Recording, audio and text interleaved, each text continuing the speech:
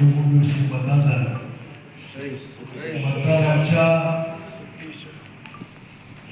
अगोदर 2 दिवस या राज्यामध्ये काही ठिकाणी तांत्रिक मुद्द्यावर निवडणुका पुढे गेल्या. त्यामध्ये प्रामुख्याने आपल्या जिल्ह्यामध्ये फलटण आणि महाबळेश्वर, पुण्यामध्ये बारामती आणि काही सर्व निवडणुका पुढे गेल्या. आपल्या गावामध्ये 15 जो प्रभाग आहे त्यामध्ये 15 वर्षी जी निवडणूक आपल्या आपल्याकडे उमेदवार होते ती निवडणूक पुढे गेली आहे. त्याचं मतदान हे 20 तारखेला होणार आहे. सर्व मान्य हायकोर्टाने निर्देश दिले की सर्व मतमोजणी ही 21 तारखेला आणि त्याप्रमाणे 20 तारखेला आता आपल्याला शहरामध्ये 15 बसचं मतदान हे होणार आहे.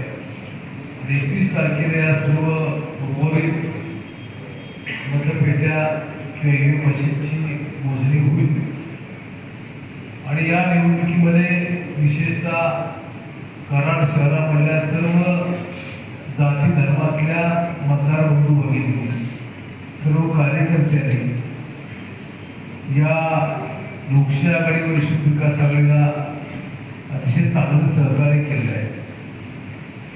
मतदारांच्या आपल्या मीडियाचं मोठं सहकार्य या निवडणुकीत राहिलं आणि या शहरामध्ये मी अनेक निवडणुका पाहिल्या, परंतु ही निवडणूक अतिशय शांततेनं झाली. 1-2 घटना सोडल्या तर अतिशय शांततेनं आणि शहरवासियांनी निर्णय घेतला की कोणत्या दिशेने जायचं आणि त्या दिशेने ही निवडणूक झाली. या निवडणुकीमध्ये मतदान जवळजवळ 70% झाले. तर 70% होत असताना इथं आपण पाहिलं तर प्रभाग क्रमांक 9 मध्ये मात्र एका बुथात 84.15 मतदान झाले आणि दुसरा जो प्रभाग आहे कुंभारवाडा भाग आहे तिथं 80.61 झाले. एवढं उच्चांकी मतदान झाले. ओव्हरऑल 70% मतदान झाले आणि या निवडणुकीमध्ये जे उमेदवार आम्ही उभे केले त्यांना सर्वांनी सहकार्य केलं.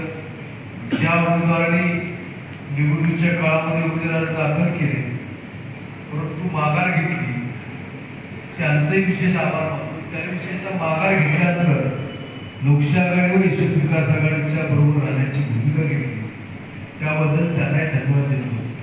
एक लोकशाहीमध्ये चव्हाण साहेबांच्या विचारात जाणाऱ्या शहरामध्ये एक अतिशय चांगल्या प्रकारचं वातावरण त्या निमित्ताने निर्माण झालं. आपण चव्हाण साहेबांच्या विचारात जात असताना त्यांचे विचार पुरवण्याची आपली भूमिका आहे. आदरणीय पी.डी. पाटील साहेबांनी या सर्व शहराच्या जनतेमध्ये त्यांचं फार मोठं योगदान होतं. शहरातल्या त्या काळामधल्या अनेक मान्यवरांनी त्यांना सहकार्य केलं आणि त्यामुळे चांगल्या प्रकारचा शहर उभं राहू शकतो. आज वाहतूक वाढते, रस्ते